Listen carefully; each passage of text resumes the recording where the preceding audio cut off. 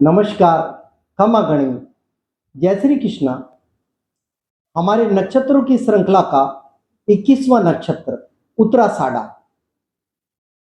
ये जो नक्षत्र है वो सूर्य का नक्षत्र है। उत्तराषाढ़ा नक्षत्र का पहला जो चरण होता है वो धनु राशि में पाया जाता है और शेष 3 चरण जो होते हैं वो मकर राशि में आते हैं। अब देखिए, 2 राशियां इस नक्षत्र के अंदर आती हैं।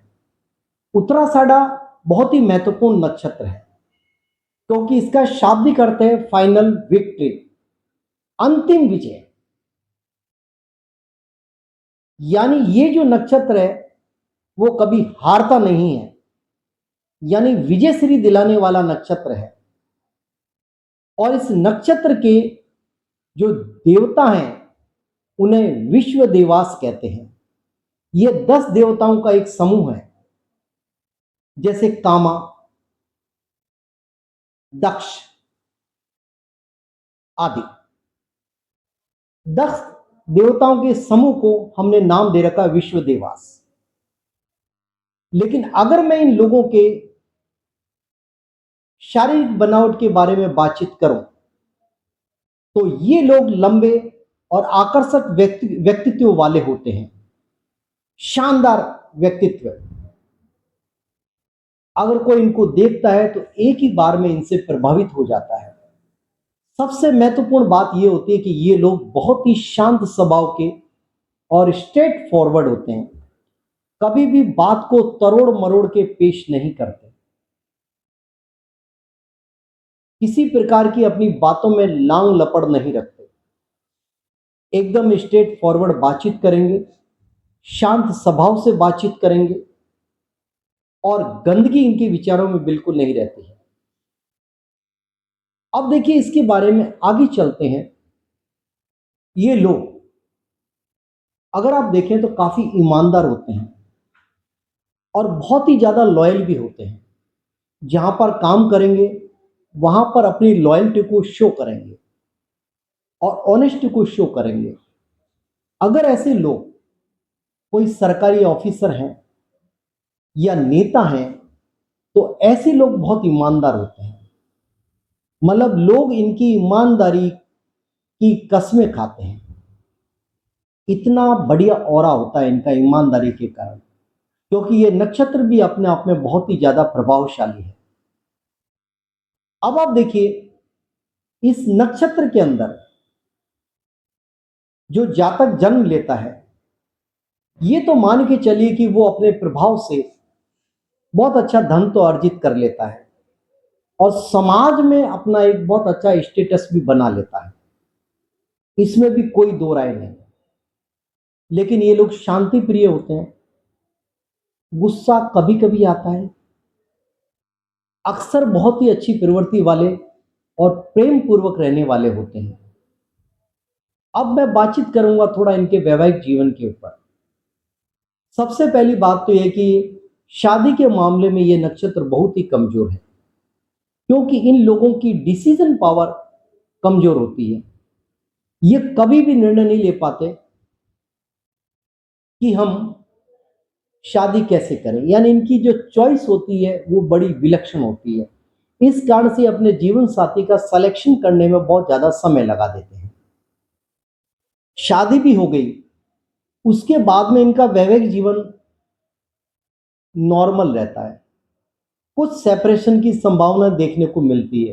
हो सकता है वो सेपरेशन नौकरी के कारण या किसी अन्य शहर में रहने के कारण हो सकता हो, तो एक प्रकार से सेपरेशन हो गया। या हो सकता है इनके पास कोई टूरिंग जॉब हो, अधिकतर इनको बाहर रहना पड़े, तो जीवन साथी के साथ में कम से कम ये समय व्यतीत करते हैं। इस टाइप का सेपरेशन इनके जीवन के अंदर अनेक बार देखने को मिलता है।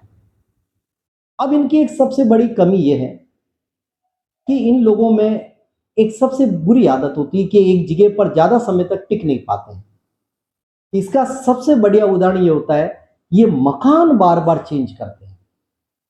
एक मकान में कुछ समय तक रहते हैं, फिर ऊब जाते हैं, उसके बाद में दूसरे मकान को ले लेते हैं। तो ये क्रम लगातार जीवन में चलता रहता है।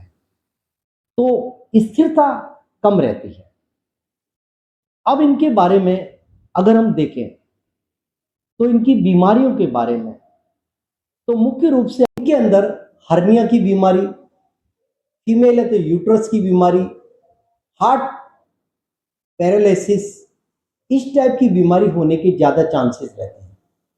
अब इनकी जॉब के बारे में बातचीत करें तो सबसे पहले तो देखिए, ये लोग अच्छे वकील होते हैं, अच्छे जज होते हैं और अच्छे एस्ट्रोलॉजर होते हैं। इसके अलावा ये कोई अच्छा एनजीओ भी चला सकते हैं, रेसलर हो सकते हैं, एथलीट हो सकते हैं, बॉक्सर हो सकते हैं। तो इस प्रकार से आपने देखा, ये कुछ कार्य हैं जहां पर बहुत ज्यादा ईमानदारी के कार्य होते हैं, वो डिपार्टमेंट इनके लिए अक्सर मैंने देखा है बढ़िया रहते हैं और इन डिपार्टमेंट को ये छोड़ना भी पसंद नहीं करते। ऐसा लगता है कि जैसे जज बहुत ही ज्यादा ईमानदार होते हैं, तो ईमानदारी का काम ही इनको करना है, इस कारण से ये प्रोफेशन इनके लिए बहुत ही अच्छा रहता है। लेकिन एक बात ध्यान रखिए, अपने कार्य के प्रति पूर्णतया समर्पित रहते हैं, कार्य के मामले में कोई समझौता नहीं, 100% हार्ड ऑनेस्ट रहते हैं। ये लोग अपने जीवन में शॉर्टकट को कभी नहीं अपनाते हैं, हर चीज का एनालिसिस करते हैं ऊपर से नीचे तक, उसके बाद में उसके ऊपर अपना डिसीजन देते हैं।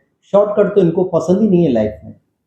अब देखिए, इस नक्षत्र का जो एलिमेंट है वो है एयर, और इसका जो सिंबल होता है वो होता है हाथी के दांत। आपने देखा होगा जंगल के अंदर जिस हाथी के दांत सबसे ज्यादा बड़े होते हैं वही हाथी नेता कहलाता है, हाथियों के झुंड का। तो आपने देखा हाथियों के झुंड का वही नेता कहलाएगा, तो इसलिए हाथी दांत इसका सिंबल है। और आपको पता होगा कि हाथी दांत का वैल्यू कितनी है, जबरदस्त वैल्यू है। तो हम ये मान सकते हैं कि ये जो नक्षत्र है वो भी काफी वैल्यूबल है। जिन लोगों को ये नक्षत्र मिला है वो बहुत सौभाग्यशाली होते हैं। अब देखिए, इस नक्षत्र के अंदर हम सरकारी नौकरी को ज्वाइन कर सकते हैं, किसी मकान की नींव की प्रतिष्ठा कर सकते हैं, मंदिर में देवता की मूर्ति स्थापित कर सकते हैं। ये शुभ कार्य हम इस नक्षत्र के अंदर कर सकते हैं। तो कुल मिला के देखा जाए तो उत्तराषाढ़ा बहुत ही अच्छा शानदार नक्षत्र है, और आशा करता हूं कि मेरा ये वीडियो आपको पसंद आएगा। और आपसे विनम्र निवेदन, मेरे चैनल को सब्सक्राइब करिए, शेयर करिए और अपने अच्छे कमेंट्स दीजिए, ताकि आपके कमेंट से हमारा मनोबल बढ़े और हम आगे बढ़ें। आपकी समस्याओं के समाधान के लिए मैंने नीचे व्हाट्सएप नंबर दे रखे हैं, आप निसंकोच मुझसे बातचीत कर सकते हैं। धन्यवाद।